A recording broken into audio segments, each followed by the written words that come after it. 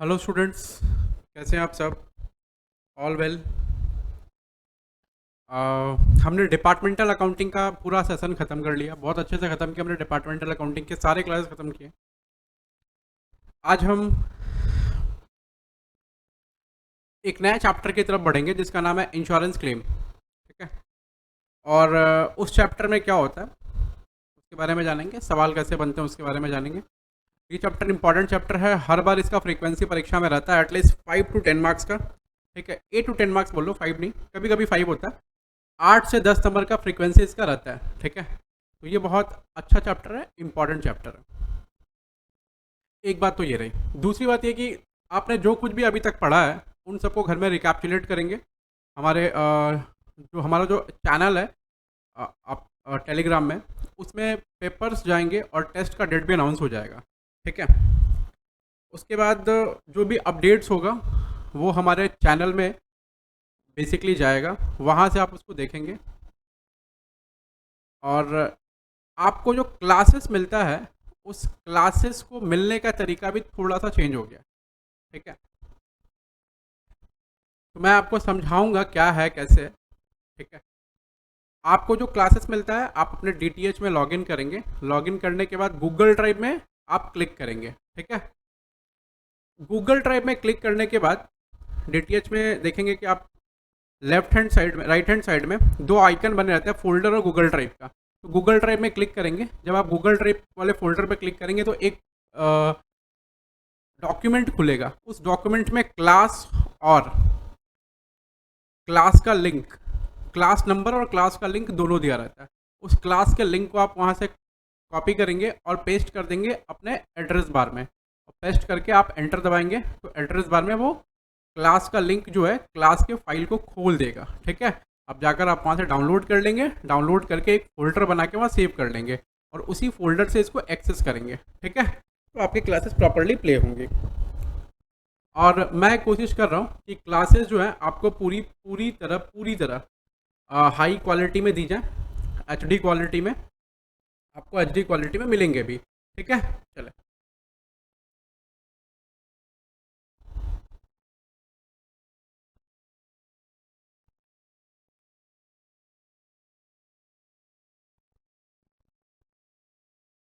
आज का जो हमारा चैप्टर है वो है insurance claim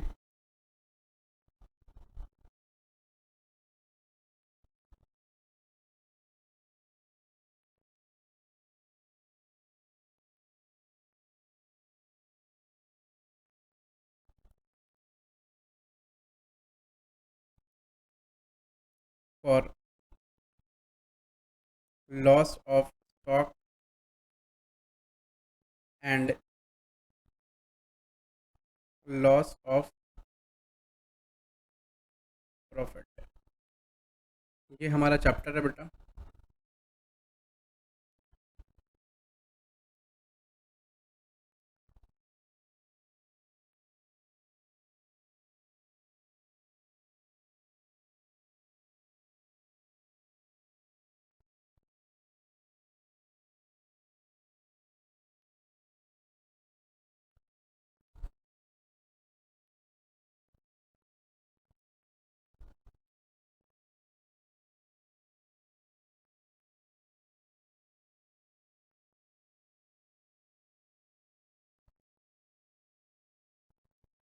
insurance claim for loss of stock and loss of profit.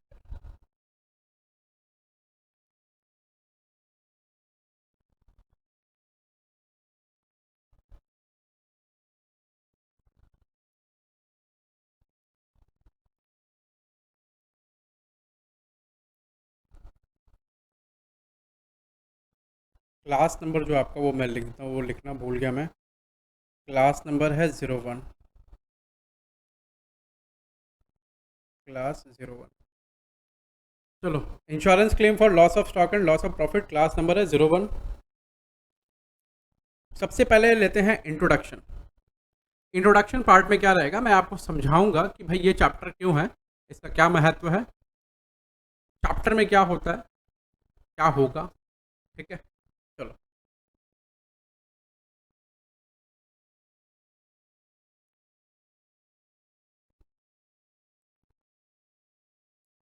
पहला पॉइंट है इंट्रोडक्शन।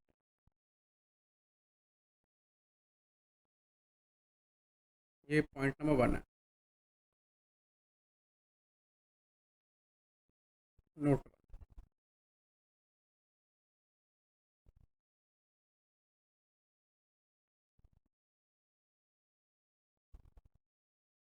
Note 1 introduction.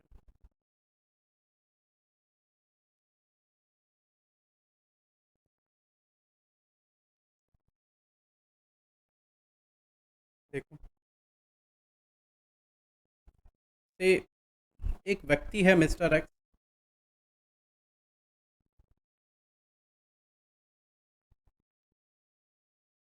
ठीक है, एक व्यक्ति है मिस्टर एक्स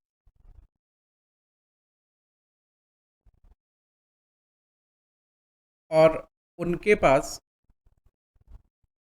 उनका बिजनेस है। ये है मिस्टर एक्स और मिस्टर एक्स का एक बिजनेस है।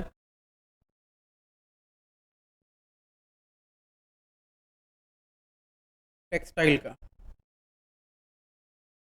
टेक्सटाइल का बिजनेस है। मिस्टर एक्स का टेक्सटाइल का बिजनेस है और उनके पास में जो उनका गोडाउन है वो ये रहा। और मेरी ड्राइंग के ऊपर कुछ नहीं बोलना। मेरी ड्राइंग जो है वो बहुत अच्छी है। इसको वर्ल्ड में अवार्ड मिलना चाहिए, वर्ल्ड का बेस्ट ड्राइंग का अवार्ड मिलना चाहिए। ठीक है, और हंसना भी नहीं बैठे बैठे वहाँ देख कर। ठीक है, ये भी नहीं सोचना कि भैया वर्ल्ड का बेस्ट ड्राइंग का अवार्ड कैसे दें आपको, अब तो ऐसे ड्राइंग बना रहे हैं। ठीक है,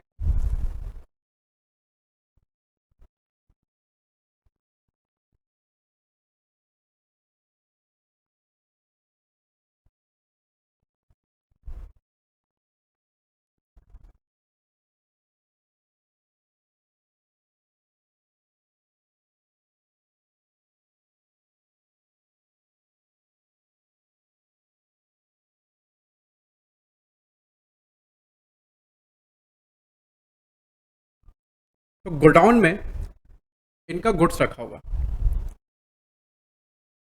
ये एकदम सिंपल सी बात है, ये हर जगह होता है। गोडाउन में इनका गुड्स रखा हुआ, ये सारे गुड्स हैं। गुड्स ही गुड्स है। अभी टेक्सटाइल बिजनेस हो तो टेक्सटाइल बिजनेस में क्या रहा? टेक्सटाइल बिजनेस में टेक्सटाइल बिजनेस और टेक्सटाइल बिजनेस में क्या रहा? टेक्सटाइल बिजनेस में क्या रहा कि जो हमारा गुड्स पड़ा हुआ है वो कपड़ा होता है। ठीक है, अभी कपड़े जो होते हैं बहुत जल्दी जो है जल जाते हैं, समझो। तो ये गोडाउन में एक बार किसी भी तरह से, किसी भी कारणवश, दुर्भाग्यवश आग लग गई। अब आग लग गई तो गोडाउन जो है ये धू धू करके जल उठा। गोडाउन जो है कैसे जला? धू धू करके जल उठा। धू धू करके जल उठा। आप ये सोच रहे हैं कि धू धू करके, तो बचपन में पढ़ते थे धू धू करके जल उठा। और धुएं का गुबार, धू धू करके जल उठा और धुएं का गुबार जो है, गुबार समझते हैं? आसमान में ऐसा धुएं का गुबार ऐसा बन गया, बादल टाइप के बन गए, ऐसा बन गया। मिस्टर एक्स को पता चला। मिस्टर एक्स दौड़ते दौड़ते आए जल्दी से, बोले हाय राम, मैं तो लुट गया, बर्बाद हो गया। मैं तो लुट गया, बर्बाद हो गया। मेरा तो सारा सामान जल गया, अब क्या होगा? कौन संभालेगा मेरे को, मेरे बिजनेस को कौन देखेगा? कैसे करूंगा मैं बिजनेस? मेरा घर कैसे चलेगा? तब तक ये हैं मिस्टर वाई, ये हैं इंश्योरेंस कंपनी वाले। इंश्योरेंस कंपनी वाले ये एकदम तुरंत प्रकट हुए। बोले क्या हुआ वत्स, तुम क्यों परेशान हो? मिस्टर एक्स बोले इंश्योरेंस कंपनी वाले भैया, मेरा जो बिजनेस है उस बिजनेस का जो स्टॉक है वो सारा जल गया। कितने का स्टॉक था? बोले पता नहीं, तकरीबन तकरीबन, मतलब अप्रॉक्सीमेटली 100 करोड़ का स्टॉक था, 100 करोड़। अब बहुत परेशान है मिस्टर एक्स। इंश्योरेंस कंपनी वाले ने कहा कि तुम्हें चिंता करने की कोई बात नहीं, तुम तो व्यर्थ चिंता करते हो। तुमने तो इंश्योरेंस कंपनी से इंश्योरेंस ले रखा है और हमने तुमको वचन दिया है कि तुम्हारे स्टॉक की भरपाई हम करेंगे। अगर किसी तरह से वो स्टॉक का नुकसान हो जाता है तो तुमने फायर इंश्योरेंस ले रखा है या तुमने स्टॉक इंश्योरेंस ले रखा है। तुम क्यों परेशान होते हो? रोने के दिन तुम्हारे नहीं है, तुम्हारे तो खुश होने के दिन है। बोला ऐसा जल गया खुश हो जाऊं? बोले ठीक है, तुम तकलीफ मना लो, लेकिन सारा चीज इंश्योर्ड है। बोला इंश्योर्ड का मतलब क्या होता है? बोला सारा चीज इंश्योर्ड है और मैं इंडेमनीफाई करूंगा। ये कौन बोल रहा है? इंश्योरेंस कंपनी वाला। बोला सारा चीज इंश्योर्ड है और मैं इंडेमनीफाई करूंगा। सारा चीज इंश्योर्ड है और मैं इंडेमनीफाई करूंगा, ऐसा बोल के गया वो। तो मिस्टर एक्स बोलते हैं भैया आप मेरे को जरा बताओ, एक तो पहली बात ये इंश्योर्ड का मतलब क्या हो गया, दूसरी बात इंडेमनीफाई का मतलब क्या हो गया। बोला इंडेमनीफाई का मतलब होता है क्षतिपूर्ति। आपकी जो क्षति हुई है उसकी मैं पूर्ति करूंगा। इंश्योर्ड का मतलब क्या हो गया? आपने हमारे कंपनी से इंश्योरेंस करा रखी है।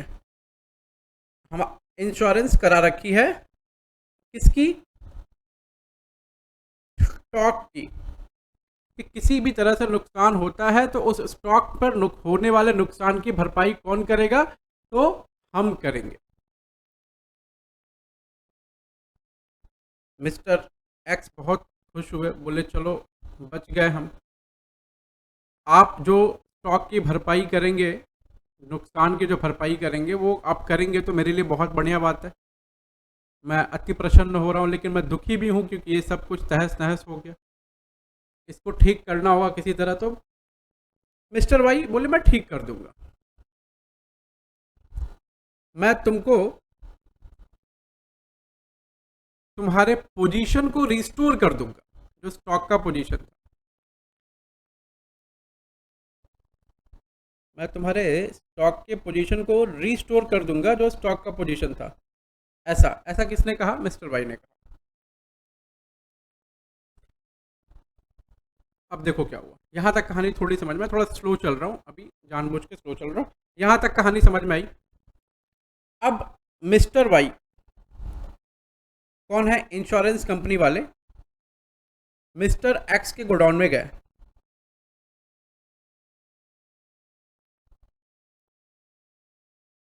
और वहां उन्होंने चेक किया, सब कुछ चेक किया।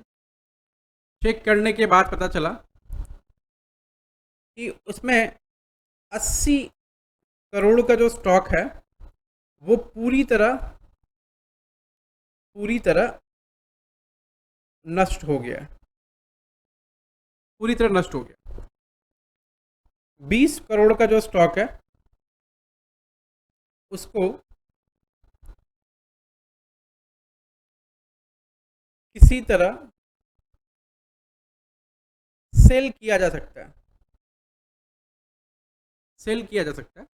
जो 20 करोड़ का स्टॉक है, टोटल स्टॉक की वैल्यू 100 करोड़। उन्होंने पता लगाया कि 80 करोड़ का स्टॉक जो है पूरी तरह नष्ट हो गया और 20 करोड़ का जो स्टॉक है उसको किसी तरह सेल किया जा सकता है। और जो स्टॉक हम सेल कर सकते हैं उस स्टॉक से पैसे आ जाएंगे और पैसों की रिकवरी हो जाएगी, जो नुकसान है उसकी रिकवरी हो जाएगी। तो मिस्टर वाई ने क्या किया, इस वाले स्टॉक को एक नाम दिया, बोला सैल्वेज स्टॉक। मतलब ये गुड्स बचा लिया गया और ये डिस्ट्रॉयड स्टॉक है, डिस्ट्रॉयड स्टॉक। और फिर मिस्टर वाई ने उनसे कहा देखो भाई, तुम्हारा कुल स्टॉक जो जला है वो 100 करोड़ का है। उसमें से 20 करोड़ का जो स्टॉक है वो सैल्वेज्ड है, मतलब उसको बचाया जा सकता है, उसको बेच करके पैसे निकाले जा सकते हैं। इसका मतलब तुम्हारा जो स्टॉक डिस्ट्रॉयड है वो कितने का है, वो सिर्फ 80 करोड़ का है, और इसका मैं तुमको क्लेम दे दूंगा। जो ही मिस्टर एक्स ने सुना कि भाई उनको 80 करोड़ का क्लेम मिल जाएगा, उनका 20 करोड़ का जो स्टॉक है वो क्या है, सैल्वेज हो रखा है, तो वो बहुत खुश हुए, बोले चलो ठीक है, किसी तरह तो पैसे आ गए। अच्छा, अब इस चैप्टर में एक बात समझने की है, जो पैसे आ गए हैं वो है 80 करोड़, 80।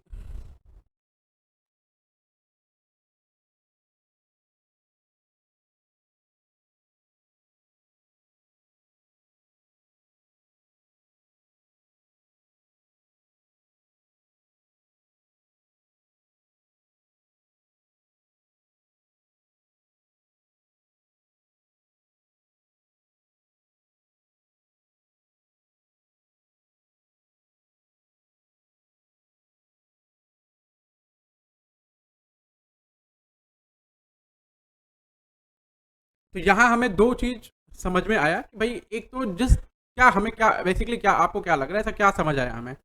देखो, गोडाउन था, गोडाउन में आग लग गई, गोडाउन में आग लग गई तो स्टॉक जल गया। अब कितने का स्टॉक जला ये कौन बताया, मिस्टर एक्स ने बताया भाई देखो 100 करोड़ का स्टॉक जल गया। अभी ये 100 करोड़ का जो स्टॉक जला है उसमें से अब मिस्टर वाई जो इंश्योरेंस कंपनी वाले हैं वो आए बीच में, उन्होंने कहा देखो मैं सर्वे करता हूँ। उन्होंने सर्वे किया, सर्वे और इवैल्यूएशन करने के बाद उन्होंने बताया कि देखो 100 करोड़ का जो स्टॉक जला है उसमें से 20 करोड़ का जो स्टॉक है वो सैल्वेज्ड है, मतलब उसको बचा लिया गया है, उसको किसी तरह आप रिकंडीशन करके बेच सकते हैं और कुछ पैसे जो है आप कमा सकते हैं। समझ रहे हैं? वो स्टॉक पूरी तरह नष्ट नहीं हुआ, और उन्होंने कहा कि उस 100 करोड़ में मैं क्लेम दूंगा तो सिर्फ और सिर्फ कितने का क्लेम दूंगा, 80 करोड़ का क्लेम दूंगा, क्योंकि 20 करोड़ का जो सामान है बचा लिया गया है। अब ये जो पूरी कहानी चली है 15 मिनट के आसपास चली है कहानी, इस कहानी में क्या था, आपको क्या समझ आया? इस कहानी में पहली चीज़ जो आपको समझने लायक है कि अगर कोई स्टॉक जलता है तो उसका क्लेम हमें इंश्योरेंस कंपनी दे देगी, ये समझ आया। और वो इंश्योरेंस कंपनी क्लेम कब देगी, जब हम इंश्योरेंस कंपनी से इंश्योरेंस ले रखे होंगे तब, इंश्योरेंस पॉलिसी ले रखे होंगे तब। इंश्योरेंस पॉलिसी अगर नहीं ले रखे होंगे तो इंश्योरेंस क्लेम मिलना मुश्किल है। मुश्किल क्या, इंश्योरेंस क्लेम नहीं मिलेगा। उसके लिए क्या करना पड़ेगा, आपको इंश्योरेंस लेना पड़ेगा इंश्योरेंस कंपनी से। बात समझ में आ गई? ओके। और क्या पता चला इस कहानी से? इस कहानी से और ये समझ आ रहा है कि भैया अगर मान लीजिए स्टॉक अगर जलता है तो जो स्टॉक जला है उसकी वैल्यू कितनी है ये पता करना होगा, और ये बात कौन बताएगा, ये पता चला। क्योंकि जहाँ स्टॉक मान लो जला, गोडाउन में जला तो गोडाउन में स्टॉक जल गया, सारा का सारा खाता पत्र कहाँ है, ऑफिस में। ऑफिस के खाते पत्र में से देखा, देख करके स्टॉक कितना, उस दिन का स्टॉक कितना था वो पता चल गया, हमने वहाँ से निकाल लिया। तो ये जो कहानी थी उस कहानी का सारांश सिर्फ इतना है कि हमें पता करना है कि स्टॉक का जो वैल्यू है on the date of fire, on the date of fire वो कितना है, हाउ मच, ये हमें पता करना है। पहली बात आपको ये समझ आ रही है? ये पहली कहानी खत्म हो रही है। चलो ये कहानी नंबर 1 थी, स्टोरी नंबर 1। मैं आता हूँ धीरे धीरे करके आता हूँ। स्टोरी नंबर 1 थी, अभी स्टोरी नंबर 2 पे आ जाओ। स्टोरी नंबर 2 में क्या है, व्यक्ति वही है, मिस्टर एक्स, स्टोरी वही है। उनके यहाँ का स्टॉक जल गया, उन्होंने स्टॉक पर इंश्योरेंस ले लिया। अब मिस्टर एक्स दूसरी बात कहते हैं कि देखो गोडाउन जल गया, और गोडाउन से सटा हुआ, मतलब गोडाउन से एसोसिएटेड मेरा ऑफिस था, ऑफिस भी जल गया। ठीक है, अब सारा काम मेरा अस्त व्यस्त पड़ा हुआ है, ना ही मेरे पास प्रोडक्शन हो रहा है कि सामान बेचूं, और ना ही कुछ हो रहा है। तो कुल मिलाकर 2.5 से 3 महीने तक मतलब 2.5 मंथ्स मान लो, 2.5 मंथ्स या फिर 3 मंथ्स मेरा जो वर्क था पूरा रुका हुआ था,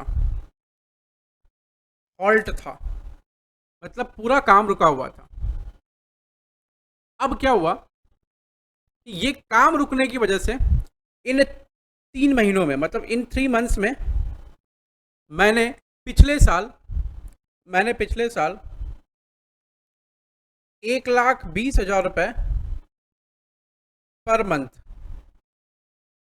के हिसाब से प्रॉफिट कमाया था इन 3 महीनों में।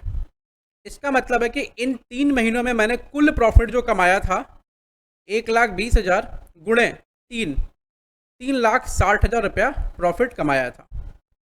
ये कह रहे हैं ना, मैं बिजनेस में ना मैंने बिजनेस में ऑफिस नहीं आ पाया, मेरा सारा काम अस्त व्यस्त रहा, सब कुछ एवरीथिंग वॉज नॉट प्रॉपर, सब डिसलोकेटेड था। तो मैंने पिछले साल इन्हीं 3 महीनों में 3,60,000 रुपये कमाए थे। 1,20,000 रुपये प्रति माह की दर से ग्रॉस प्रॉफिट हमने अर्न करा था। ठीक है, मतलब 1,20,000 रुपये पर मंथ के हिसाब से हमने ग्रॉस प्रॉफिट अर्न करा था। ग्रॉस प्रॉफिट की बात कर रहा हूँ मैं, ग्रॉस प्रॉफिट अर्न करा था। अब वो कह रहे हैं कि देखो, आग लगने की वजह से मेरे को सिर्फ और सिर्फ स्टॉक का तो नुकसान नहीं हुआ है, सिर्फ और सिर्फ स्टॉक का नुकसान नहीं हुआ है, मेरे को प्रॉफिट का भी नुकसान हुआ है। अब आप कहेंगे कि भैया जरा एक बात बताइए, पूछिए, अरे पूछिए ना भाई। देखो, हाँ, आप कहेंगे भैया एक बात बताइए, ये प्रॉफिट का नुकसान जो है ये कौन सी बात हो गई? अभी तक तो स्टॉक जला है उसके नुकसान की अपने बात कर रहे थे, चलो ठीक था वहां तक। अब ये प्रॉफिट का नुकसान जो है आप कौन सी बात कर रहे हैं? सर आप कैसे कैसी बात करते हो? मुझे कुछ समझ नहीं आ रहा भैया, थोड़ा समझाने की कोशिश करो भैया, मैं समझ नहीं पा रहा हूँ। ऐसा जिंदगी अस्त व्यस्त लग रही है, आप कैसी कैसी बात करोगे प्रॉफिट का नुकसान हो गया। देखो बेटा, बात जो है एकदम सिंपल है। सिंपल बात कुछ इस तरह है कि अगर किसी के फैक्ट्री में बिजनेस में आग लगती है तो उस टाइम पर काम रुक जाता है कुछ महीनों के लिए, महीने भर, 2 महीने, 1.5 महीने, 3 महीने, जैसे भी हो, और जितनी जल्दी हो सके काम फिर ट्रैक पर लेकर आया जाता है। तो वो जो 2-3 महीने जब तक काम पूरी तरह ट्रैक पे नहीं आ जाता है, यानी उस जो फायर है, फायर से जो नुकसान हुआ है उसका जो इम्पैक्ट है जब तक वो जाता नहीं है, प्रभाव नहीं जाता है, तब तक का जो पीरियड होता है उस पीरियड में आप uniform rate of profit earn नहीं कर पाते, या हो सकता है कि उस पीरियड के दौरान आप नुकसान भी सह रहे हो, माल बिक नहीं रहा क्योंकि माल है नहीं। तो क्या होता है कि कंपनियां जो है ना, प्रॉफिट की भी पॉलिसी ले रखती हैं कि हमें जो ग्रॉस प्रॉफिट का नुकसान हुआ उस पीरियड के दौरान उस ग्रॉस प्रॉफिट की भी भरपाई आप कर दो भाई, और हमें कुछ नहीं चाहिए। तो दूसरी स्टोरी में मिस्टर एक्स के यहां जो 3 महीने तक हॉल्ट रहा, काम ठीक से नहीं चला, इसको बोलते हैं पीरियड ऑफ डिसलोकेशन। मैं सब लिखवाऊंगा। जो 3 महीने तक काम नहीं चला ठीक से, उन 3 महीनों के दौरान जितने का नुकसान हुआ है प्रॉफिट का, उस प्रॉफिट की भरपाई की जाएगी इंश्योरेंस कंपनी के द्वारा। ऐसा मिस्टर एक्स की इंश्योरेंस कंपनी वालों ने कहा। अब बात आपको समझ में आ रही है? हमने 2 स्टोरीज पर बात की। पहली स्टोरी जो थी बेटा हमारी, वो थी कि अगर किसी बिजनेस प्रीमिसेस में आग लगने के फलस्वरूप अगर हमारा स्टॉक जल जाता है तो उस स्टॉक से हुए नुकसान की भरपाई कौन करेगा, और उस स्टॉक से हुए नुकसान को कैलकुलेट करना कौन करेगा। कितने का नुकसान हुआ पहले ये कैलकुलेट करना पड़ेगा, और फिर उस नुकसान की भरपाई इंश्योरेंस कंपनी करेगी। दूसरी स्टोरी में आग लगने के फलस्वरूप हमारा बिजनेस जो है हॉल्ट में था, उस दौरान, जिस दौरान बिजनेस ठीक से चल नहीं पाया, business was not in on track, तो हमारे बिजनेस में जितने ग्रॉस प्रॉफिट का नुकसान हुआ है, मतलब जिन महीनों में हमने आग लगने के बाद हमने बिजनेस में जो ग्रॉस प्रॉफिट करा है, उन्हीं महीनों में पिछले साल जो हमने ग्रॉस प्रॉफिट करा था उसका कंपैरिजन करेंगे और देखेंगे भाई पिछले साल हमने क्या ग्रॉस प्रॉफिट अर्न करा इन्हीं महीनों में, और इस साल हम क्या ग्रॉस प्रॉफिट अर्न कर रहे हैं इन्हीं महीनों में। ठीक है, और फिर वो हमें जो ग्रॉस प्रॉफिट का नुकसान हुआ है उस नुकसान की भरपाई इंश्योरेंस कंपनी करेगी और वो प्रॉफिट हम कैलकुलेट करेंगे। तो दोनों स्टोरी आप सुनने के बाद आपको ये समझ आया कि भैया हमें निकालना क्या है। बेसिकली आपको दो चीज़ें कैलकुलेट करनी है प्यारे बच्चों। पहली चीज़ कि जब स्टॉक जलेगा तो स्टॉक की वैल्यू कितनी होगी on the date of fire. और दूसरी चीज़ हमें कैलकुलेट करनी है कि अगर हमने प्रॉफिट की पॉलिसी ले रखी है तो प्रॉफिट का अमाउंट कितना होगा जिसका नुकसान हमें हुआ है आग लगने के फलस्वरूप। ठीक है, आपको दोनों बातें समझ आ गई। तो ये जो चैप्टर है ना, इस चैप्टर का ये इंट्रोडक्शन था, सार था इस चैप्टर का। अब हम चैप्टर में थोड़ा जंप करेंगे और चैप्टर में आगे की तरफ बढ़ेंगे। ठीक है, धीरे धीरे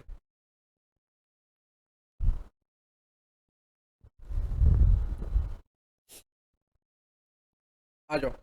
अब मैं पहले एक एग्जाम्पल लेता हूँ, उस एग्जाम्पल के थ्रू आपको ये समझाऊंगा कि क्या हुआ है और कैसे हुआ है और कैसे होगा, ये चैप्टर कैसे काम करता है, आपको क्या निकालना है। ठीक है,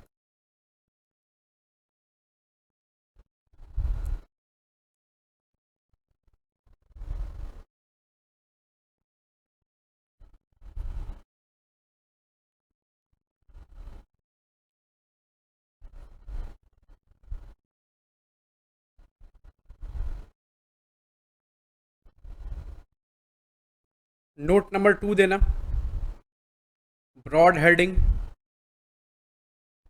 नोट नंबर 2।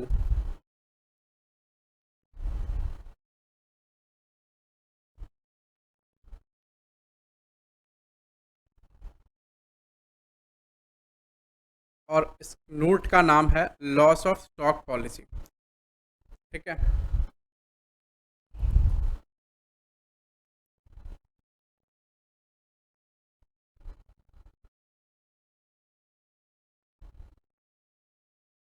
एक सेकंड रुक जाओ जरा।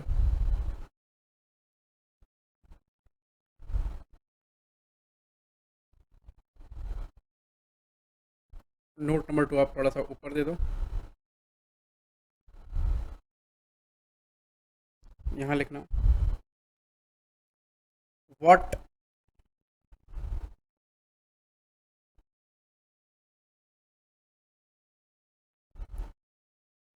वी नीड टू स्टडी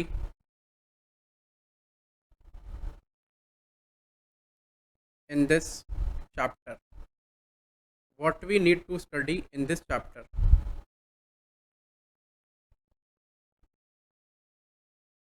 क्या पढ़ने की ज़रूरत है हमें इस चैप्टर में, इन्हें आपको इस चैप्टर में पढ़ने की ज़रूरत है। A number, loss of stock policy.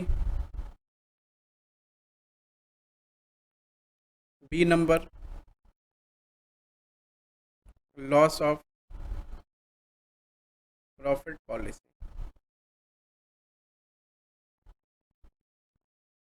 Loss of stock policy और बी नंबर है लॉस ऑफ प्रॉफिट पॉलिसी।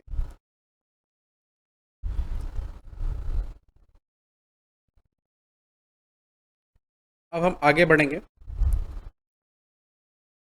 तो ए नंबर हम हेडिंग डालेंगे, नोट ऐसे चलता रहेगा। नोट नंबर 2 में जो है ए नंबर हेडिंग समझ लो चल रहा है लॉस ऑफ स्टॉक पॉलिसी का। यहाँ लिखो loss of stock policy.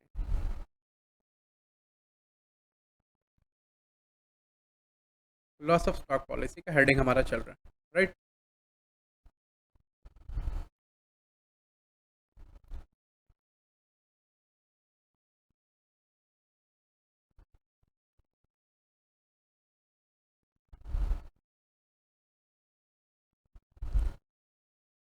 Loss of stock policy का हेडिंग हमारा चल रहा है। अब देखना जरा, अब मैं आपको एक एग्जांपल लेकर के लॉस ऑफ स्टॉक पॉलिसी के बारे में समझाऊंगा, आगे बढ़ूंगा धीरे धीरे, है ना। एक पहले एग्जांपल लिखते हैं। ओके, स्टोरी के थ्रू हमने समझ लिया है कि लॉस ऑफ प्रॉफिट पॉलिसी क्या होती है और लॉस ऑफ स्टॉक पॉलिसी क्या होती है। अब हम सबसे पहले लॉस ऑफ स्टॉक पॉलिसी पर एक एग्जांपल लेंगे।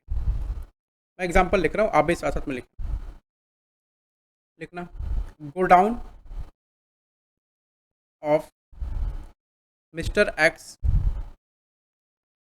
Cot fire on 30/6/2021। 30/6/2021।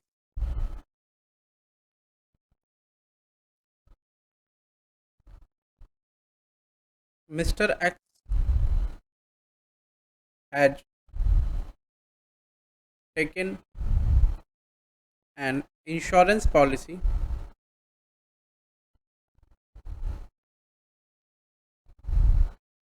for his stock. Mr. X has taken an insurance policy for his stock. Mister x ने एक इंश्योरेंस पॉलिसी ले रखी है अपने स्टॉक के लिए। मतलब मिस्टर एक्स का जो भी स्टॉक है ना बेटा, वो क्या है, इंश्योर्ड है। मिस्टर एक्स का जो भी स्टॉक है वो क्या है, इंश्योर्ड है। उसके बाद जो डेटा दे रखे हैं, आपको दे रखे हैं, यहाँ लिखा हुआ mister X closes his books of account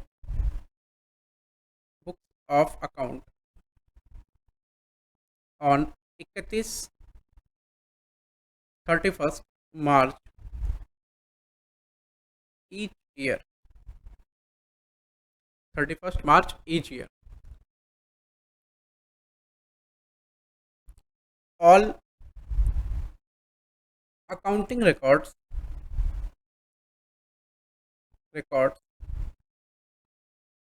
have been destroyed. सारे के सारे अकाउंटिंग रिकॉर्ड डिस्ट्रॉय हो गए। However,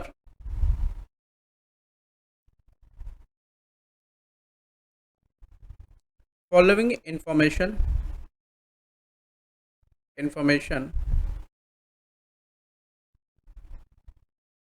can be extracted, could भी लिखो, could be extracted।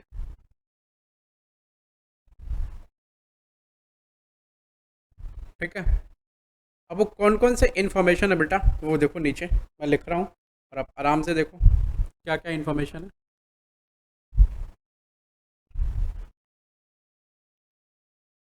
लिख रहा है कि परचेज फ्रॉम 1/4/21 टू 30/6/21 रुपीज़ 4,50,000 रुपये। ठीक है, चलो उसके बाद कह रहे हैं ये सेल्स फ्रॉम 1/4/21 टू 30/6/21 रुपीज़ 12,00,000। एक second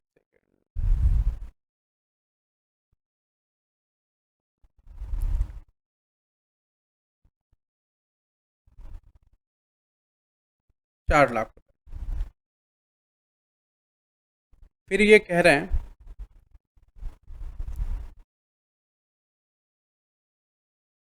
opening stock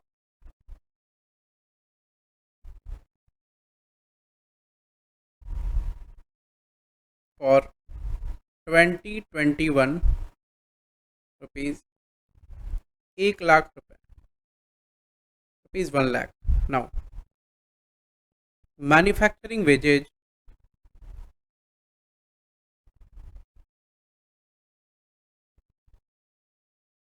wages for 1421 to 30/6/21 rupees 40,000। ठीक है।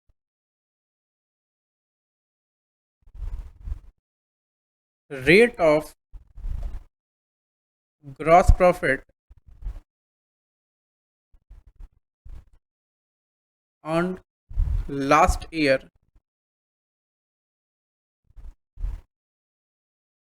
Is 25% on sales. अगर हम 25% भी लिखते तो हम क्या मानते हैं इसको? सेल्स ही मानते हैं। ठीक है, ऐसा।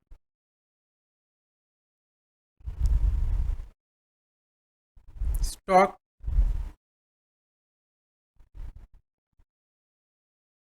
salvaged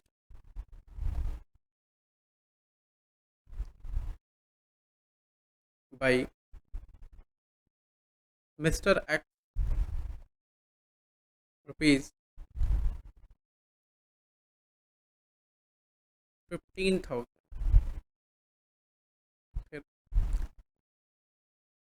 फायर फाइटिंग एक्सपेंसेस, मतलब वो आग से लड़े नहीं, मतलब आग बुझाने का खर्चा वगैरह ये सब। Fire fighting expenses rupees 4,000।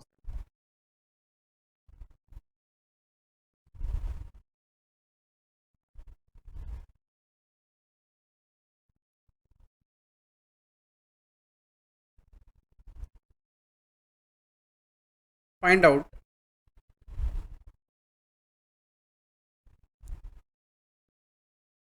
Stock destroyed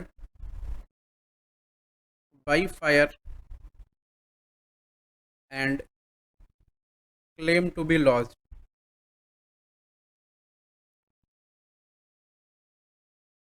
बोला क्लेम क्या लॉन्च करना है और स्टॉक कितने का डिस्ट्रॉय हुआ है। सवाल आप कॉपी करो अच्छे से पूरा, जो मेन पार्ट है सवाल का ये है कि आप कॉपी करो।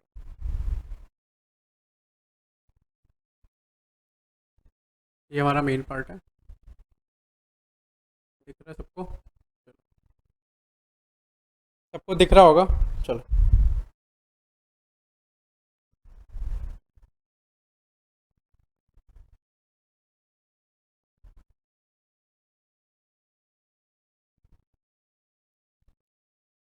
बात समझ में आ गई। ये एक सवाल है। अब इस सवाल से जो है हम ये समझेंगे, देखो ये इस तरह का सवाल ऐसा रहेगा। मैं पहले एक बार एक एग्जांपल ले रहा हूँ ताकि आपको मैं, ये जनरल एग्जांपल है ताकि आपको मैं इस चैप्टर से रूबरू करा पाऊँ कि ये चैप्टर काम कैसे करता है। फिर मैं नोटिंग से नॉल लिखवाऊंगा। ठीक है जी। देखिए, आप जब सवाल करेंगे तो आपको पता भी चलेगा कि क्या क्या चीज़, किन किन बातों की रिक्वायरमेंट है, किन किन चीज़ों की रिक्वायरमेंट है, कैसे है, नहीं है, क्या है। इन सभी चीज़ों का आपको पता चलेगा। आइए जरा,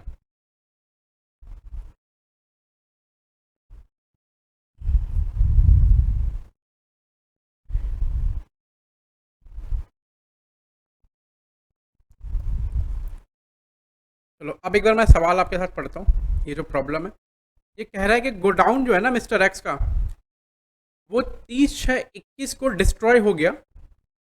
आई मीन कॉट फायर, मतलब आग लग गई उसमें। और मिस्टर एक्स ने एक इंश्योरेंस पॉलिसी ले रखी थी अपने स्टॉक के लिए। मिस्टर एक्स अपना बुक क्लोज करते हैं 31 मार्च को each year. All accounting record have been destroyed. सारा अकाउंटिंग रिकॉर्ड डिस्ट्रॉय हो गया, लेकिन हाँ, कुछ इन्फॉर्मेशन कुड बी एक्सट्रैक्टेड। कुछ इन्फॉर्मेशन पार्टी के पास से बिल लेकर के, ये करके, जैसा भी करके, कुछ इन्फॉर्मेशन जो क्या हुआ, हमने एक्सट्रैक्ट किया और हमें पता चला कि भाई हाँ, ये अवेलेबल है हमारे पास में। वो क्या कह रहे हैं कि जब आग लगी उस दिन से पीछे, जब साल की शुरुआत हुई उस दिन तक का डेटा अवेलेबल है। ठीक है, देखो,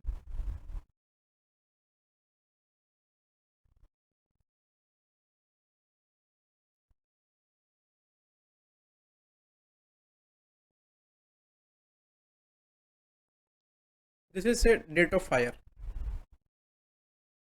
डेट ऑफ फायर। ये चैप्टर देखो बहुत ईजी है, बस लेकिन आपको कॉन्सेप्चुअली चीज़ों को समझ जाना पड़ेगा, तब जाके आपको कुछ समझ आएगा। ये सच में चैप्टर बहुत ईजी है।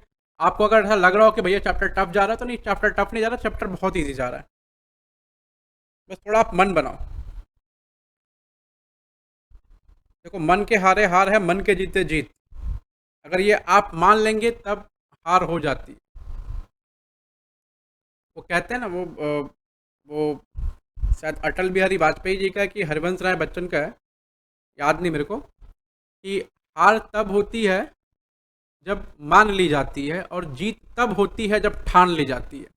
तो अगर आपने जीवन में ऐसा कोई लक्ष्य हासिल किया है, मतलब लक्ष्य आपने कोई सेट करा है, कोई एम या गोल सेट करा आपने कि भाई हमें ये काम करना है, तो आप अपने लक्ष्य की प्राप्ति तभी कर पाएंगे जब आप अपने लक्ष्य के प्रति दृढ़ रहेंगे।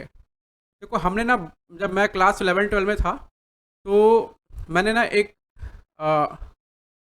उसको क्या कहते हैं, स्टोरी पढ़ी थी। अब बोल लो, जैसे हमारे यहाँ मेरा मेरा फर्स्ट लैंग्वेज जो है स्कूल में हिंदी है, ठीक है। तो हिंदी में बोलते हैं उसको, क्या हमको, मेरे को याद नहीं आ रहा, प्रोज बोलते हैं शायद। प्रोज तो खैर अंग्रेजी में बोलते हैं, हिंदी में कुछ बोलते हैं, मेरे को सच में याद नहीं आ रहा। स्टोरी समझ लो, एक स्टोरी। वो स्टोरी जिस राइटर की लिखी हुई थी, उनका नाम था आचार्य श्री राम शर्मा। उस स्टोरी में एक लाइन लिखी हुई थी, जैसे आते हैं ना कि प्रस्तुत पंक्ति जो है कहाँ से ली गई, इनकी व्याख्या करिए, ऐसा कुछ। तो वो जो स्टोरी थी उसमें एक, हाँ, उसको बोलते हैं गद्य बोलते हैं, ऐसा। मेरे को आप लोगों को शायद समझ नहीं आ रहा होगा, इट्स थोड़ा ओल्ड लग रहा होगा, लेकिन हाँ, उसको वही बोलते हैं जो, जिनका जैसे आप जो लोग हिंदी पढ़ते हैं उनसे आप पूछेंगे तो बताएंगे आपको, और इंग्लिश में प्रोज वर्स बोलते हैं। तो उसमें एक लाइन थी कि दृढ़ संकल्प से दुविधा की बेड़ियां कट जाती हैं। ये दृढ़ संकल्प का मतलब क्या हो गया? एकदम फर्म डिटर्मिनेशन। फर्म डिटर्मिनेशन का मतलब होता है आप एकदम संकल्पित कर लो खुद को कि मैं ये काम करूंगा और इस काम के प्रति मैं अपने को पूर्ण रूप से एकाग्र करके इसके पीछे लगा दूंगा और अपनी मेहनत करता रहूंगा।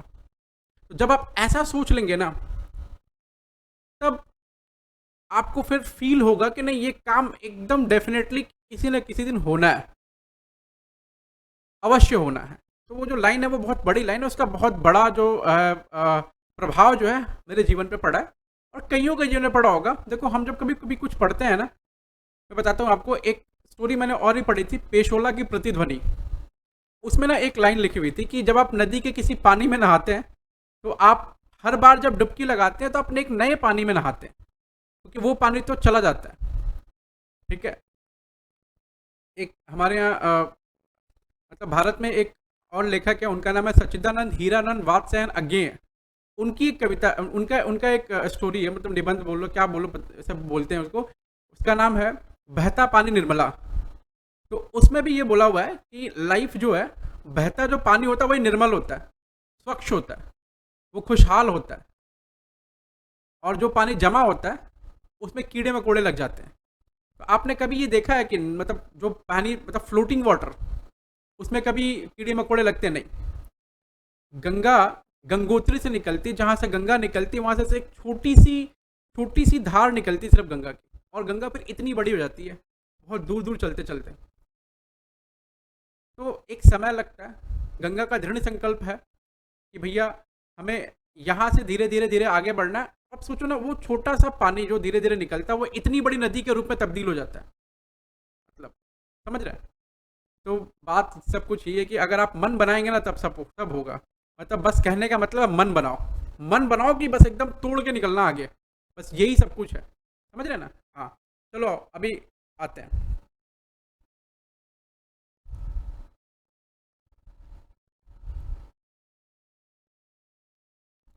Godown of mister x cot fire on 30/6/21, ये वाला जो पैरा हमने पढ़ लिया। अब जो जो इन्फॉर्मेशन एक्सट्रैक्ट हुआ वो इन्फॉर्मेशन क्या है? वो कह रहे हैं कि परचेज फ्रॉम 1/4/21 टू 30/6/21 4,50,000 परचेज उन्होंने दिया। डेट ऑफ फायर में जब आग लगी तो आप देख रहे हैं कि पूरा गोडाउन जो है वो धुआं धुआं हो पड़ा है, वो कहीं कुछ मतलब मिल नहीं रहा है। तो किसी तरह मैंने ये सोचा कि भाई स्टॉक की वैल्यू निकालूं तो कैसे, कि इस दिन कितने रुपए का स्टॉक जला है, सब कुछ जलता हुआ दिख रहा है। तो कितने रुपए का स्टॉक जला है इसकी वैल्यू तो कैलकुलेट करनी होगी ना हमें। तो जब हम कैलकुलेट करेंगे इसकी वैल्यू, वो कैसे कैलकुलेट करेंगे, तो मेरे को कुछ चाहिए होगा। अब स्टॉक कैसे निकालते हैं, आप स्टॉक निकालेंगे कैसे, मैं बोल रहा हूँ कि आज के दिन का स्टॉक निकाल दो, ठीक है। तो आप बोलेंगे भैया कुछ इन्फॉर्मेशन दी, जितना इन्फॉर्मेशन दे रहा हूँ, तुमको परचेज दिया, तुमको सेल्स दिया, तुमको जीपी दिया, तुमको ये दिया, तुमको वो दिया, तुम थोड़ा ट्रेडिंग बनाओगे स्टॉक निकाल दोगे, यही करोगे ना भाई आप।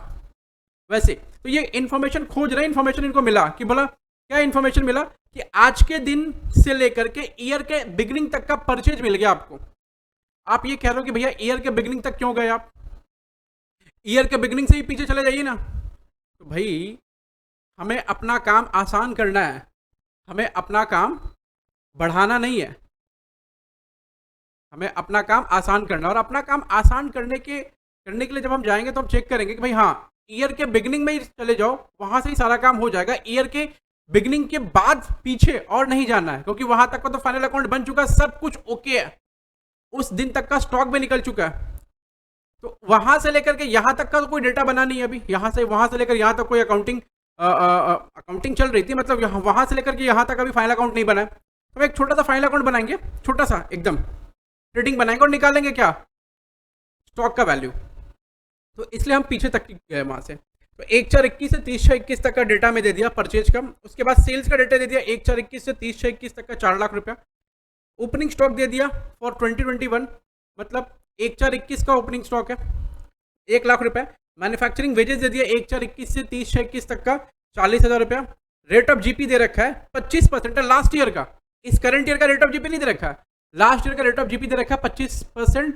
कितना रुपया, 25%, ठीक है। क्योंकि इस साल क्या ग्रॉस प्रॉफिट का रेट रहेगा वो पता नहीं, क्योंकि ग्रॉस प्रॉफिट का रेट क्या रहेगा वो कब पता चलेगा, जब आप पूरा साल कंप्लीट करेंगे और आप फिर फाइनल अकाउंट बनाएंगे और फिर आप जीपी निकालेंगे, फिर जीपी से जीपी का रेट निकालेंगे, तब आपको ये बात पता चलेगी कि भाई जीपी का रेट हमारा कितना है।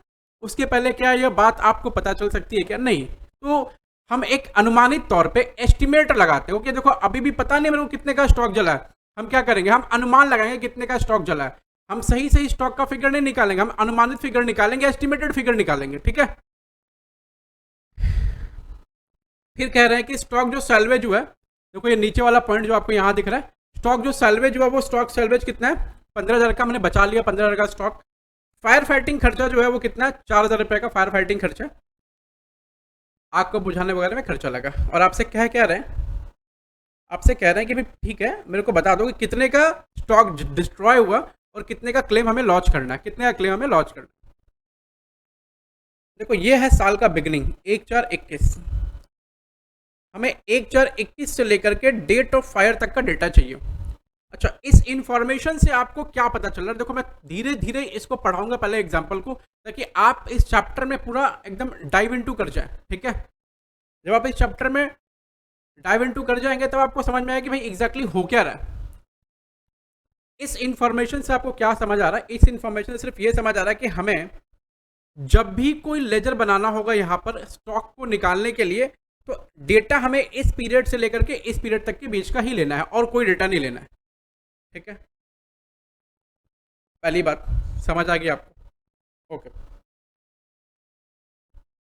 अब देखो हम कैसे निकालेंगे स्टॉक की वैल्यू और कैसे निकालेंगे कितना अमाउंट हमें क्लेम करना है इंश्योरेंस कंपनी से, ठीक है। देखो स्टॉक की वैल्यू निकालने का एक सिंपल तरीका है, आप एक छोटा सा ट्रेडिंग अकाउंट बना दो from the beginning of the year to till the date of fire, और उस ट्रेडिंग अकाउंट से बैलेंसिंग फिगर क्लोजिंग स्टॉक का निकाल दो। देखो आप बच्चे तो रहे नहीं, अब आप बड़े हो गए हैं, आप सीए एंटर में आ गए हैं और आपको ये पता है अच्छे से कि अगर हम ट्रेडिंग अकाउंट बना देंगे तो ट्रेडिंग अकाउंट के बनाने के बाद हमें आसानी से क्लोजिंग स्टॉक की वैल्यू जो है वो हम डिराइव कर पाएंगे। समझ आ रही बात, ओके। चलो मैं आगे बढ़ता हूँ बच्चों। सोल्यूशन हम कैसे करेंगे, हम एक छोटा सा ट्रेडिंग अकाउंट बनाएंगे। ये जो ट्रेडिंग अकाउंट रहेगा ये मेन ट्रेडिंग अकाउंट नहीं है, इसका क्या नाम रहेगा, मेमोरेंडम ट्रेडिंग अकाउंट, इसका नाम है मेमोरेंडम ट्रेडिंग अकाउंट, इसका नाम है मेमोरेंडम ट्रेडिंग अकाउंट।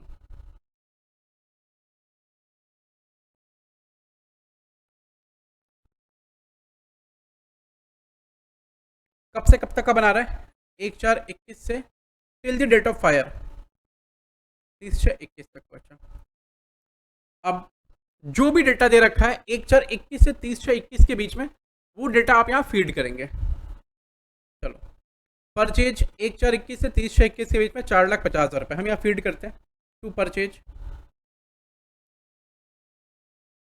4,50,000 रुपये, ये परचेज का डेटा हो गया, राइट।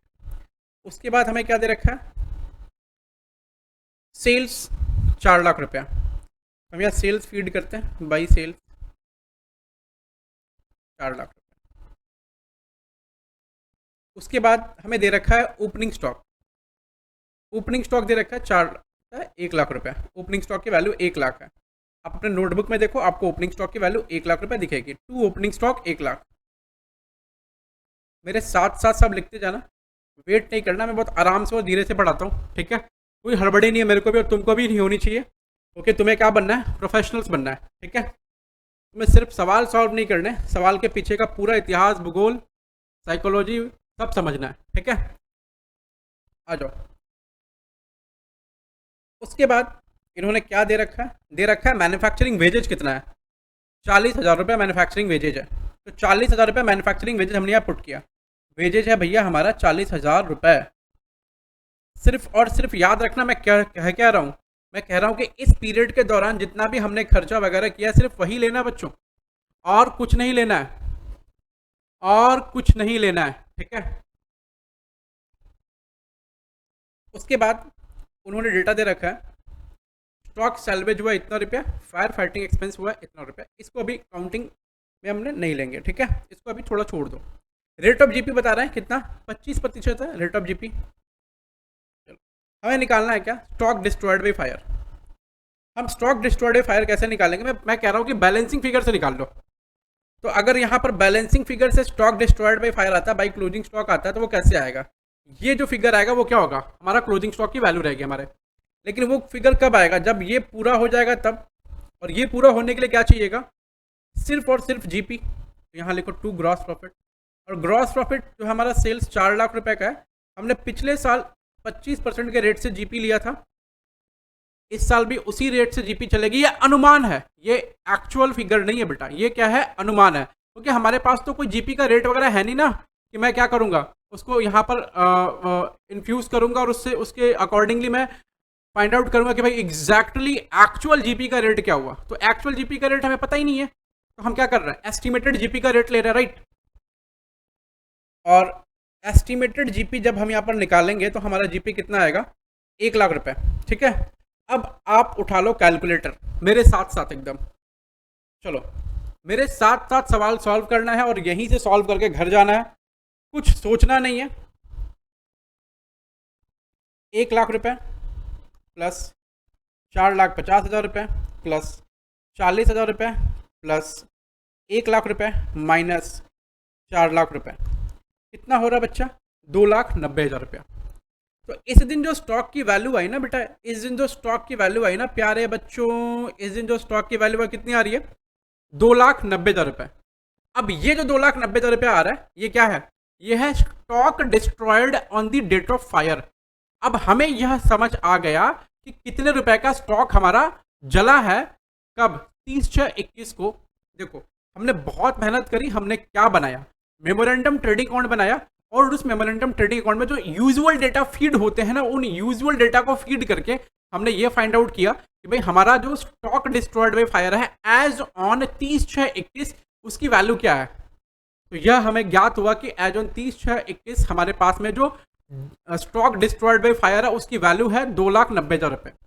अब देखो मिस्टर एक्स ने यह पता कर लिया कि भाई स्टॉक डिस्ट्रॉयड बाय फायर 2,90,000 रुपये है एज ऑन 30/6/21। अब इंश्योरेंस कंपनी वाले मिस्टर वाई आएंगे और वो चेक करेंगे कि देखो इस 2,90,000 रुपये में से कितने रुपए का स्टॉक हमने बचा लिया, 15,000 का स्टॉक हमने बचा लिया। अब ये 15,000 का जो स्टॉक हमने बचा लिया ना बेटा, उसके ऊपर में कोई भी इंश्योरेंस कंपनी क्लेम नहीं देगी, क्योंकि बोली ये तो जला ही नहीं है, ये तो आपने बचा लिया। और बचाने के बाद हो सकता है आप इसको रिकंडीशनिंग करके, थोड़ा बहुत मॉडिफिकेशन, थोड़ा बहुत खर्चा करके इसको क्या करो, बेच लो, ठीक है। मिस्टर एक्स बोले कि देखो फायर फाइटिंग एक्सपेंसेस लग गया कितने का, 4,000 रुपए का, बोला ठीक है वो हमसे ले लो। बोला चलो ठीक है। तो स्टॉक डिस्ट्रॉयड बाई फायर हो गया 2,90,000 रुपये। अब इंश्योरेंस कंपनी जो कह रही है, वो कह रही है कि भाई तुमको कितने का क्लेम चाहिए ये बताओ। इंश्योरेंस कंपनी कह रही है कि तुमको कितने का क्लेम चाहिए तुम ये बताओ। मिस्टर एक्स कह रहे रुकिए 2 मिनट, अभी बताता हूँ इंश्योरेंस क्लेम कितनी कितनी चाहिए मुझे, मतलब इंश्योरेंस का क्लेम कितना चाहिए मेरे को, मैं अभी बताता हूँ। मेरा जो स्टॉक है ना वो जला है कितना, 2,90,000 रुपया का स्टॉक जला है। अब मिस्टर एक्स जो है गए फटाफट ऑफिस में गए, और जैसे ही ऑफिस में गए उन्होंने एक स्टेटमेंट बनाया, और स्टेटमेंट बनाया और बोला कि स्टेटमेंट के हिसाब से क्लेम कितना आ रहा है, जरा मैं पता तो लगाऊं। उनके स्टेटमेंट के हिसाब से क्लेम कितना आ रहा है, देखो वो पता लगा रहा है मिस्टर एक्स। देखो बेटा, देखो मिस्टर एक्स जो है ना बहुत काम की चीज़ है। वो आपके आपकी ज़िंदगी में मिस्टर एक्स बहुत बार आते हैं और बहुत बार जाते हैं, क्योंकि मिस्टर एक्स जो है एक ऐसे कैरेक्टर हैं जो आपकी पढ़ाई लिखाई के लिए बने, आई गेस। ठीक है, मिस्टर एक्स जो है एक ऐसे कैरेक्टर हैं जो आपके पढ़ाई लिखाई के लिए ही बने हैं, ऐसा मेरे को लगता है। चलो, यहाँ लिखेंगे स्टॉक डिस्ट्रॉयड बाई फायर।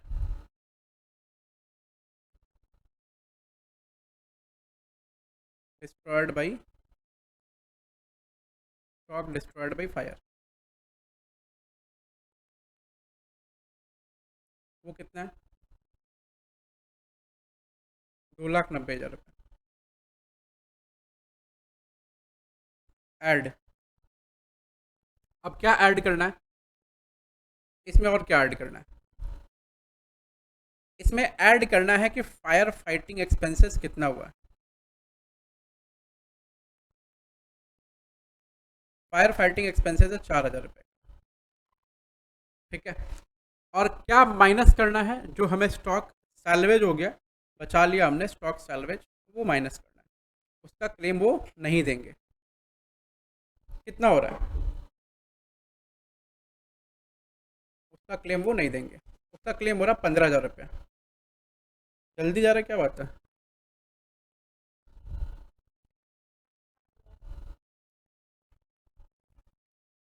चलो, तो बैलेंस का जो हमारे पास स्टॉक बचा वो कितना बचा, जो डिस्ट्रॉय हुआ फायर से, एग्जैक्टली 2,90,000 माइनस 15,000 प्लस खर्चे लेंगे हम लोग चार का, 279,000,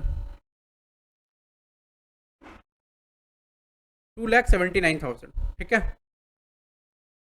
ये जो है, ये जो फिगर आया, ये फिगर क्या है, ये फिगर है क्लेम टू बी लॉन्च। कितने का क्लेम जो है हम लॉन्च करेंगे, तो 2,79,000 का क्लेम हम लॉन्च करेंगे। हम इंश्योरेंस कंपनी को बोलेंगे कि हे इंश्योरेंस कंपनी, हमने कैलकुलेशन कर लिया और मैं बता रहा हूं कि इतने रुपए का क्लेम जो है ना तुमसे मेरे को लेना है, वो कितना है, 2,79,000। देखो ये एग्जाम्पल किस लिए था, ये एग्जाम्पल सिर्फ इसलिए था कि आपको ये पता चले कि भाई एग्जैक्टली हमारे सिलेबस में जो चैप्टर है इंश्योरेंस क्लेम, उसमें जो लॉस ऑफ स्टॉक पॉलिसी है वो कैसे फंक्शन करती है, वो कैसे काम करती है। ठीक है, ये सिर्फ इसीलिए था बेटा। अब आप 1 मिनट सोचो कि भाई इसमें जो सब कुछ हुआ है वो क्या है और वो क्यों है, और वो कैसे कैसे हुआ है, हमें क्या पता चला इससे, इस एग्जाम्पल से। आप 1 मिनट सोचो, ठीक है, फिर मैं 1 मिनट के बाद आके आपसे फिर बात करता हूँ, और फिर हम लोग धीरे धीरे आगे बढ़ेंगे। ठीक है, चलो।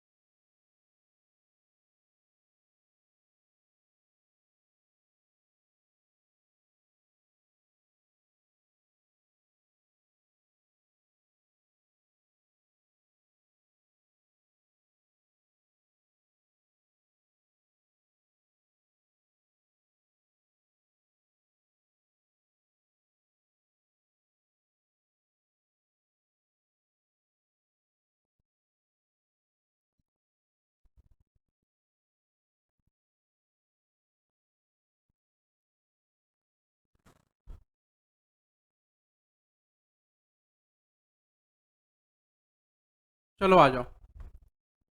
फायर फाइटिंग एक्सपेंसेस ऐड करने के बाद फाइनल वैल्यू जो,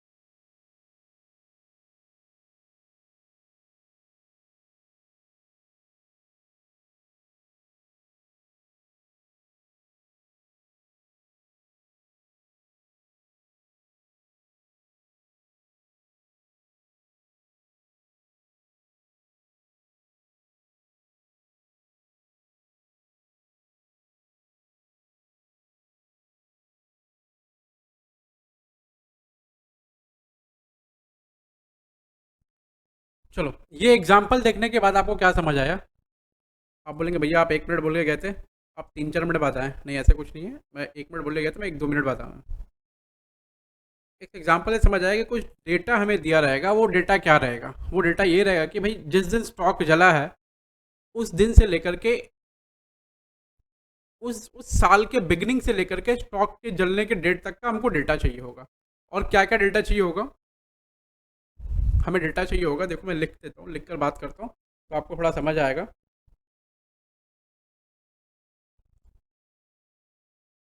देखो,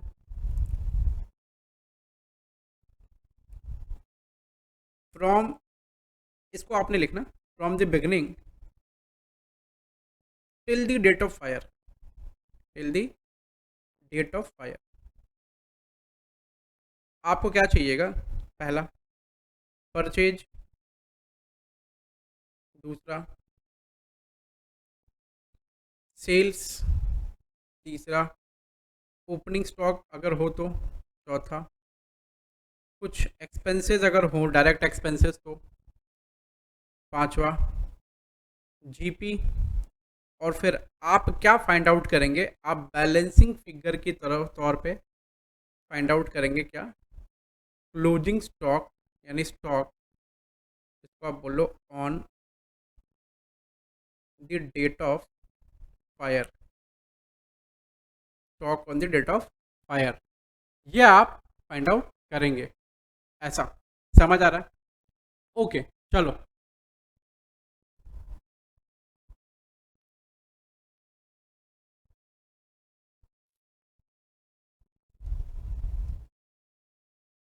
अब मैं नोटिंग लेता हूँ।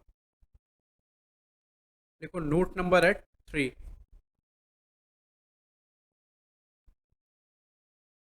लॉस ऑफ स्टॉक पॉलिसी चल रही है, ठीक है, और हमारा नोट जो है वैसे कंटिन्यू हो रहा है। नोट नंबर 3 है।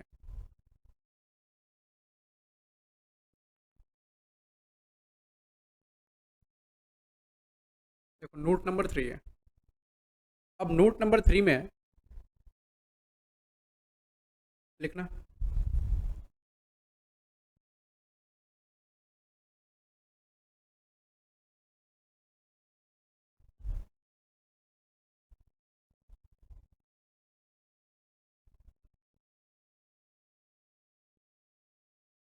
Format and mechanism.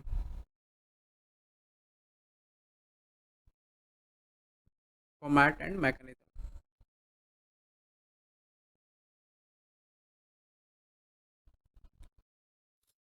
देखो, लिखना, till now we have understood the concept and outline of this chapter, concept and outline of this chapter. Till now we have understood the outline and concept of this chapter. हमने इस chapter का outline और concept जो है हमने अभी तक जाना।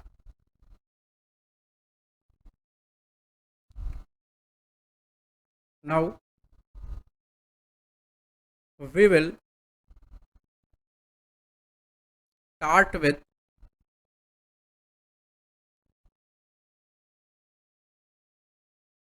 what to do. Now we will start with what to do and how to do, या फिर proceed with the problem.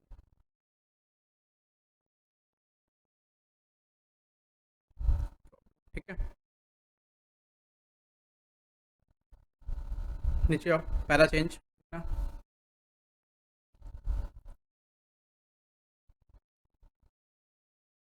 Under loss of stock policy, under loss of stock policy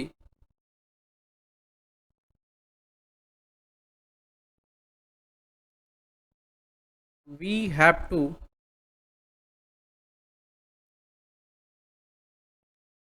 find out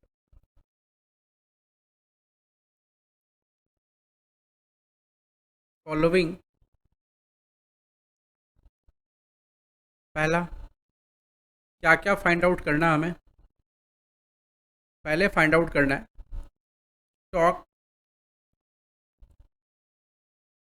destroyed on the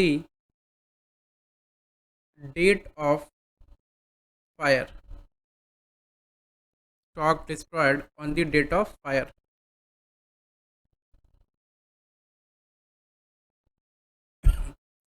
दूसरा find out करना है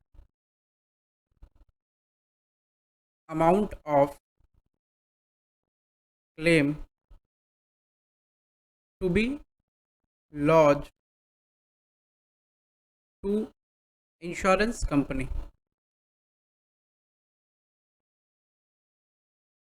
insurance company.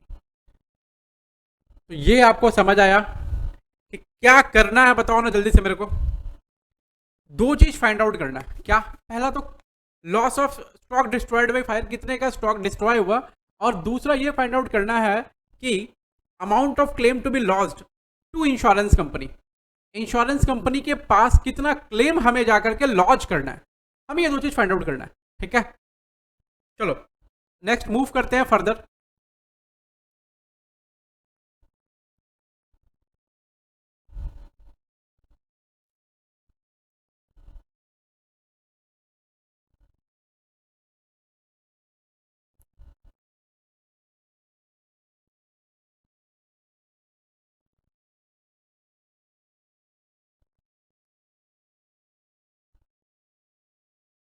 Format and mechanism में ना, इसको ए number देना, इसको ए नंबर देना, और इसको ए नंबर देना. अब मैं बी नंबर लिखता हूँ. बी नंबर लिखूँ? चलो लिखना. For above purchase, above purpose, for above purpose we have to prepare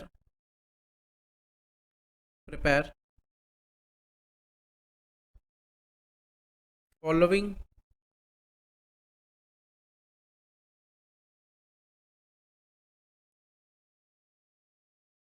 क्या प्रिपेयर करेंगे? पहला प्रिपेयर करेंगे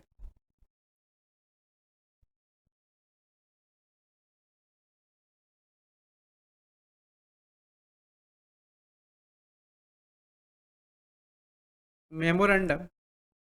पहला प्रिपेयर करेंगे मेमोरेंडम ट्रेडिंग अकाउंट.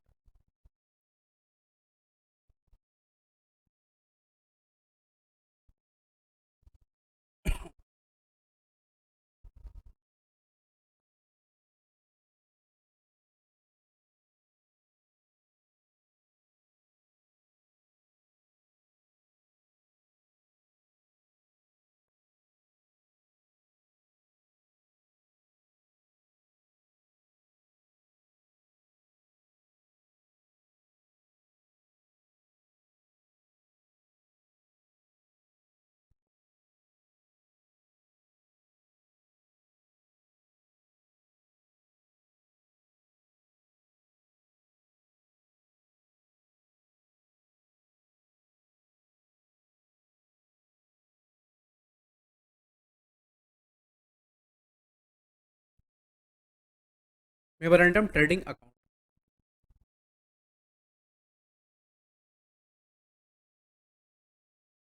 दूसरा, statement of claim to be lodge. तीसरा,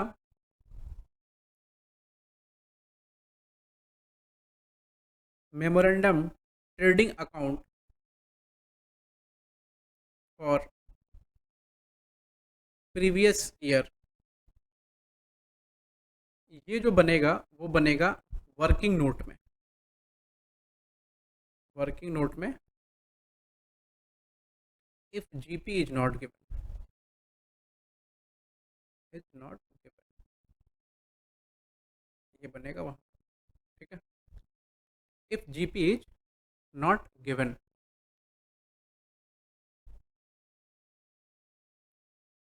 ये तीन चीज़ें जो हैं हम बनाएंगे, एकदम फिक्स है कि ये तीन चीज़ें जो हैं हम बनाएंगे।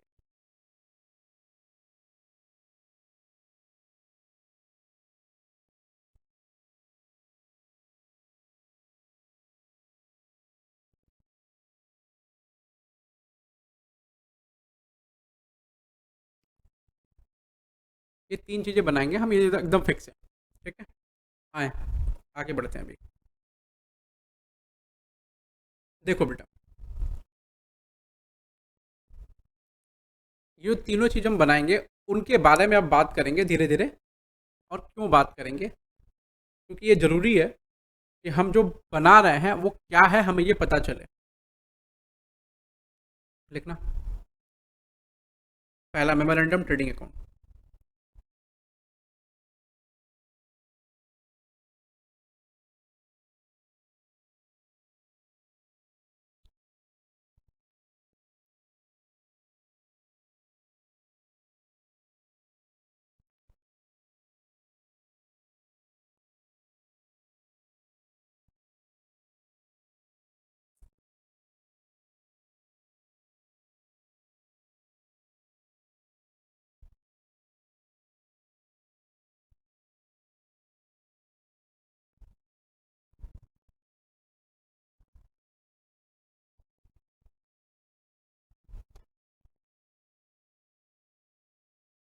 मेमोरेंडम ट्रेडिंग अकाउंट, ये जो मेमोरेंडम ट्रेडिंग अकाउंट बनेगा,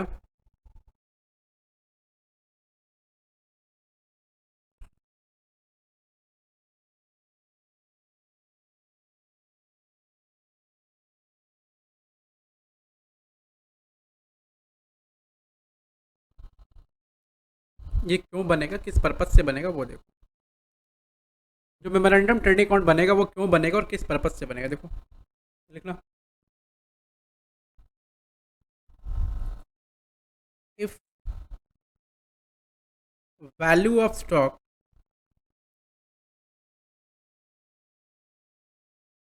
on the date of fire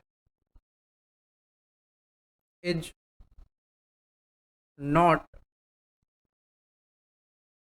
determinable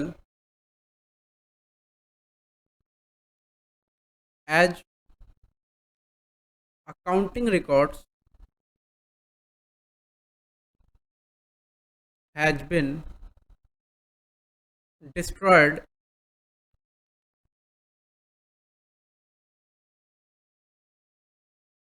then we have to prepare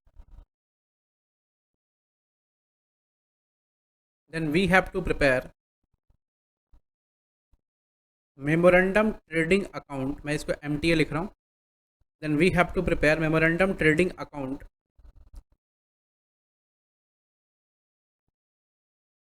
from the beginning of the year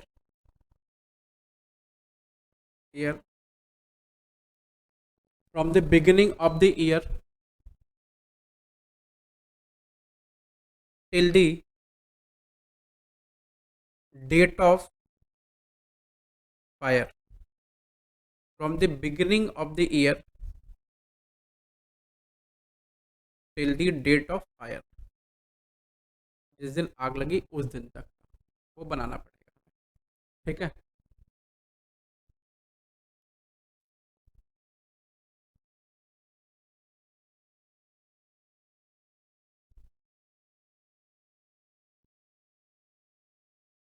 तो ये हम बनाएंगे पहले।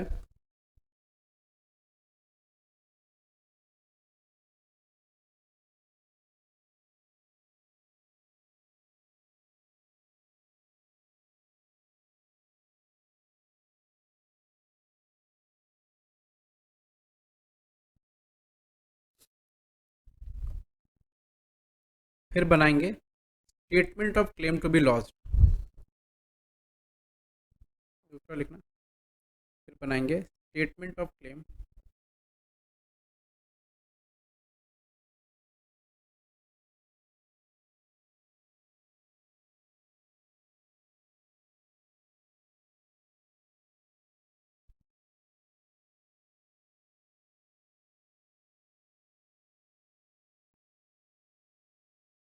Statement of claim to be lost.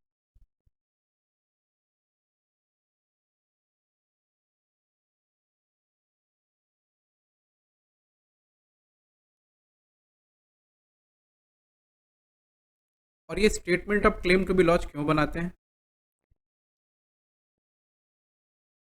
देखो, since MTA provided the data of stock destroyed by fire, since MTA has provided the data of stock destroyed by fire,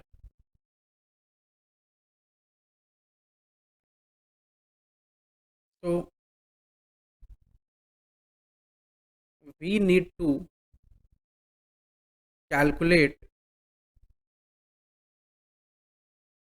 the actual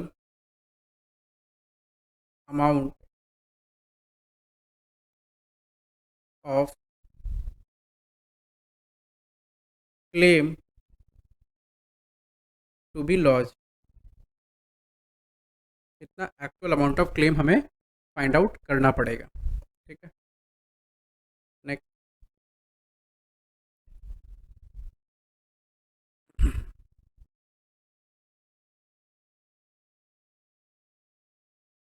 चलो अब मैं नीचे फॉर्मेट बनाऊंगा मेमोरेंडम ट्रेडिंग अकाउंट के, और तुम लोग भी बनाना, जल्दी करो आप लोग फटाफट।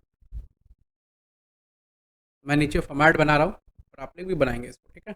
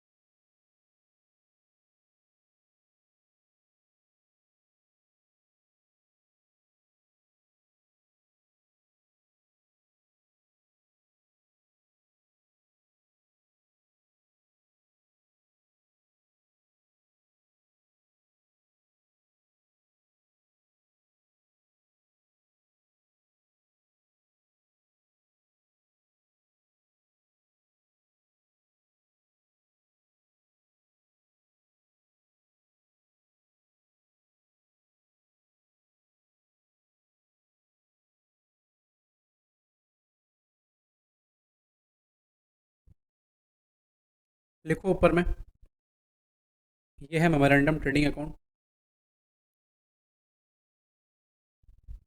यहाँ लिखेंगे पार्टी का नाम, नेम ऑफ पार्टी, जैसे हम लोग लिखते हैं हमेशा वैसा, नेम ऑफ पार्टी। फिर लिखेंगे यहाँ memorandum trading account.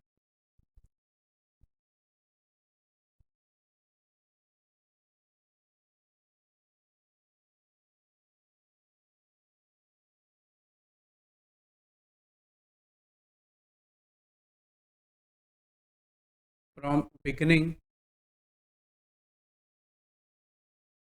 Of the year till date of fire. यहाँ बेसिकली आपको डेट लिखना है, ये जो लिखना है यहाँ पर आपको डेट लिखना है, ठीक है। डेट कैसा, कुछ इस तरह।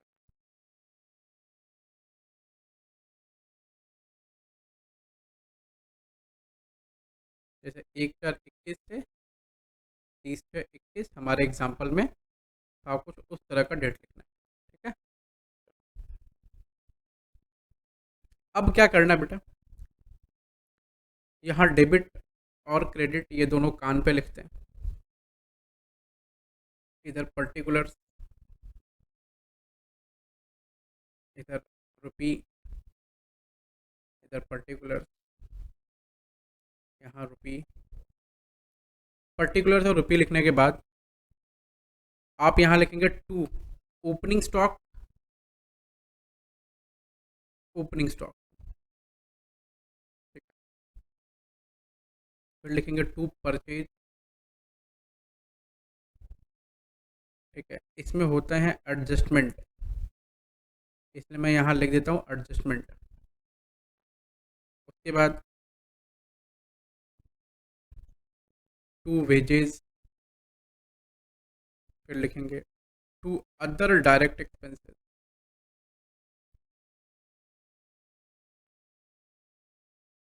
ठीक है। फिर यहाँ लिखेंगे बाई सेल्स, सेल्स में भी आते हैं एडजस्टमेंट, ठीक है। उसको यहाँ लिखेंगे। उसके बाद यहाँ लिखेंगे बाई स्टॉक, और ये हमारा जो होगा वो आएगा बैलेंसिंग फिगर। ये हमारा बैलेंसिंग फिगर आएगा और इसको फाइंड आउट करेंगे। यहाँ लिखेंगे टू ग्रॉस प्रॉफिट, और ये जो ग्रॉस प्रॉफिट निकलेगा वो कैसे निकलेगा, वो निकलेगा sales into GP ratio, sales into GP ratio, ठीक है। और फिर इसको आप ऐसा बंद कर दें।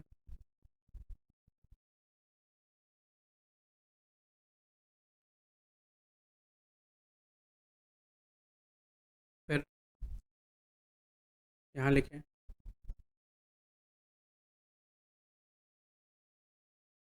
Statement of claim to be launch. यहाँ पर्टिकुलर्स और यहाँ रुपी। यहाँ पर value of stock as per memorandum trading, या फिर इसको आप लिख सकते हैं value of stock destroyed.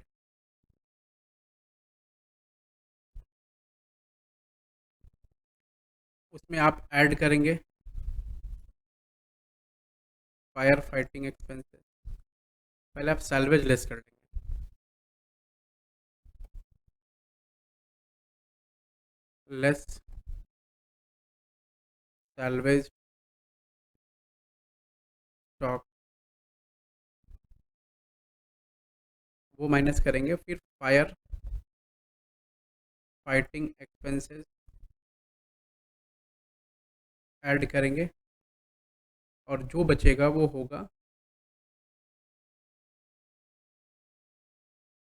Claim, या फिर इसको बोल सकते हैं stock destroyed and to be claimed. यहाँ एक छोटा सा चीज़ आप लिख लें, this will be always subject to average clause. अब ये एवरेज क्लॉज क्या होता है मैं ये आपको बाद में बताऊंगा। एवरेज क्लॉज, ठीक है, आपने इतना लिख लिया।